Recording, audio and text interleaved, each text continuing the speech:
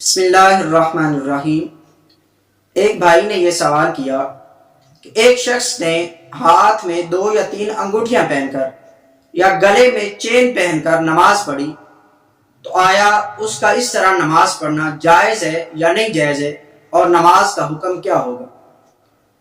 اس کا جواب یہ ہے کہ مرد کے لیے چاندی کی انگوٹھی 1 نگ والی اور اس کا وزن 4.5 ماشے سے کم ہو، اس کا پہننا جائز ہے۔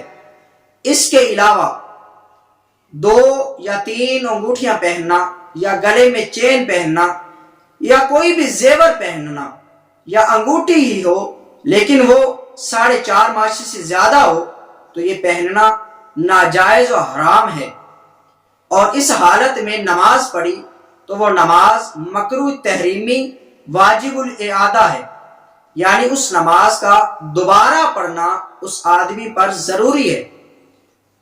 تو لہٰذا 2 یا 3 انگوٹھیاں پہن کر یا گلے میں چین پہن کر نماز نہیں پڑھنی چاہیے، بلکہ ان چیزوں کو پہننا ہی نہیں چاہیے۔